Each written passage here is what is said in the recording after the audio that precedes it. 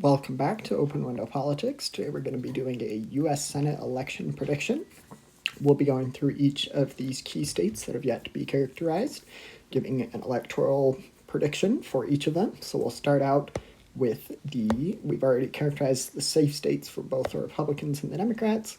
That brings the Republicans to 44 seats, to Democrats 43. So fairly close game, but things will quickly shift, as you will see. So we'll start out with the likely red states. So we'll go with Florida, Montana.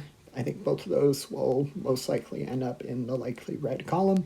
Florida used to be a big swing state and has since shifted pretty far to the right in recent elections.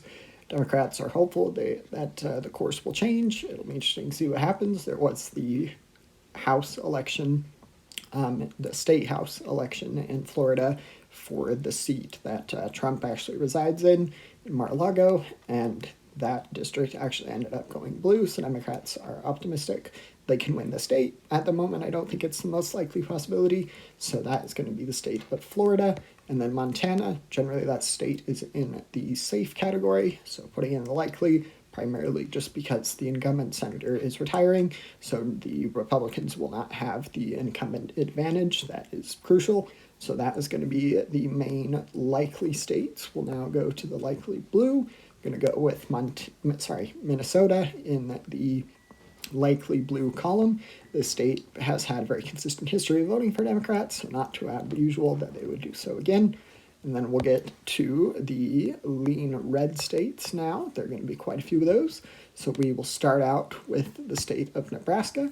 Nebraska, this is, interestingly enough, you can see here on the independent rating, you can predict the state to go to an independent. That's because the independent Dan Osborne is running for this election. He ran for the other Senate seat 2 years ago in 2024. He, of course, lost that, but he did significantly better than Harris did in the state of Nebraska. So independents and Democrats and some Republicans are optimistic he can win as an independent in the state of Nebraska. I, at the moment, don't think it's the most likely situation, but that is going to be the state of Nebraska. And then we're going to go on back to the likely. I'm going to throw Texas, Alaska, Ohio, and Iowa also into the lean Republican rating. All these four states, they've got both Iowa and Ohio used to be regarded as swing states. Generally, in the presidential predictions, they're in the likely column for the either respective party. But that is going to be those four states. They've got a good shot at remaining in the Republican Party's party camp, but for now, that's going to be the rating. And then we'll go now to the tilt blue states. We're going to start out with Georgia. Georgia, I'm going to put that into the tilt blue rating. I think that the incumbent Democrat John Ossoff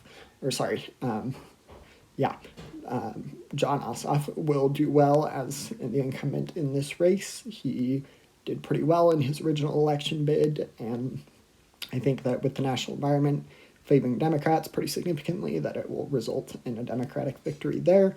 I also just realized I forgot to do the lean blue states. There's really just going to be the one, that being the state of New Hampshire.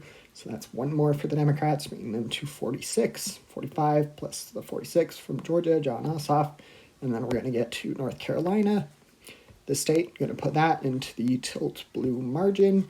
This state, generally on the presidential level, votes for Republicans, but I do think that Democrats put forward a great contender, in this case, Roy Cooper, to be the Democratic Party's nominee, and I think that he will be able to perform the first flip state of the evening and flip one seat from Republican to Democrat. And then we're going to get to Michigan. Michigan I've gone back and forth on. For now, I'm going to put it in the Democratic Party's column. And then Maine, this is Susan Collins' seat. She has had an impressive history as a Republican in the state of Maine and has fended off a variety of high-name notable Democrats. And I think that she might be able to win this time around, but I do think the most likely shot is a Democratic victory. It also will slightly depend on who the Democratic nominee is for this race. That'll be an interesting primary to keep an eye on. But for that, I think if it was just a generic Democrat versus the Susan Collins, that would result in a Democratic victory. We just see fewer and fewer states with parties with senators from both parties.